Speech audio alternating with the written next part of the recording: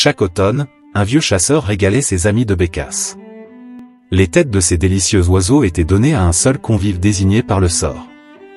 Et ce dernier, pour dédommager les autres, devait raconter une histoire. Les contes de la bécasse, recueil de contes, de Guy de Maupassant. Nous vous présentons l'introduction, intitulée « La bécasse ». Très bonne écoute. Le vieux baron des Ravaux avait été pendant 40 ans le roi des chasseurs de sa province. Mais, depuis 5 à 6 années, une paralysie des jambes le clouait à son fauteuil, et il ne pouvait plus que tirer des pigeons de la fenêtre de son salon ou du haut de son grand perron. Le reste du temps il lisait. C'était un homme de commerce aimable, chez qui était resté beaucoup de l'esprit lettré du dernier siècle. Il adorait les contes, les petits contes polissons, et aussi les histoires vraies arrivées dans son entourage.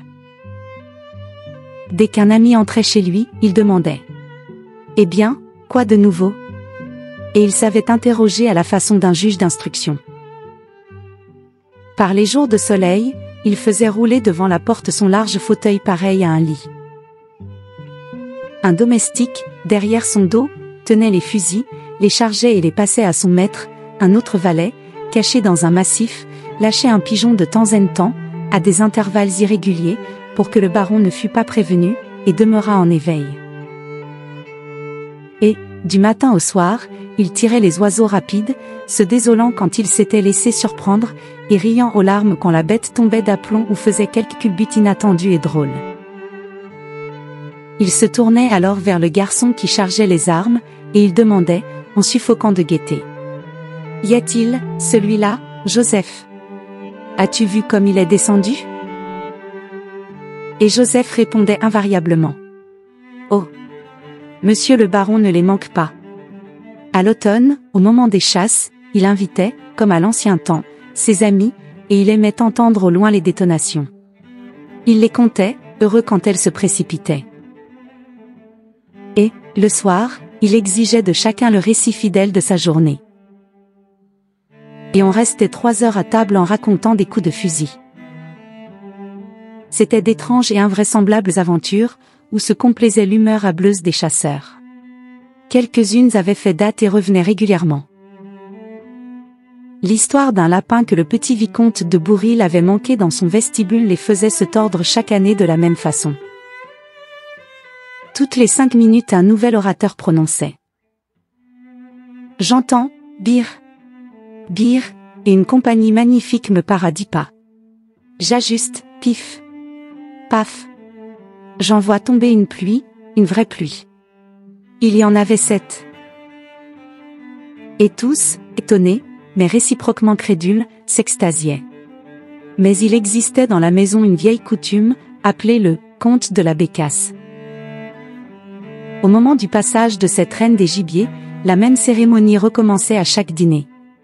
Comme il adorait l'incomparable oiseau, on en mangeait tous les soirs un par convive. Mais on avait soin de laisser dans un plat toutes les têtes. Alors le baron, officiant comme un évêque, se faisait apporter sur une assiette un peu de graisse, oignait avec soin les têtes précieuses en les tenant par le bout de la mince aiguille qui leur sert de bec.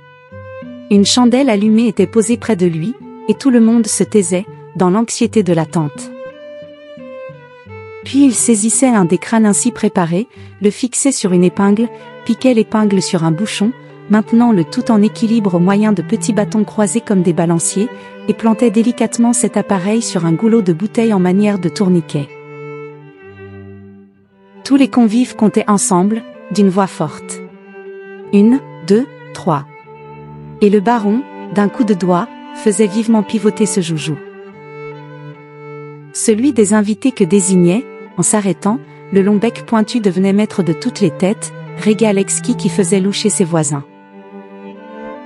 Il les prenait une à une et les faisait griller sur la chandelle. La graisse crépitait, la peau rissolée fumait, et l'élu du hasard croquait le crâne suifé en le tenant par le nez et en poussant des exclamations de plaisir. Et chaque fois les dîneurs, levant leurs verres, buvaient à sa santé. Puis, quand il avait achevé le dernier, il devait sur l'ordre du baron, conter une histoire pour indemniser les déshérités.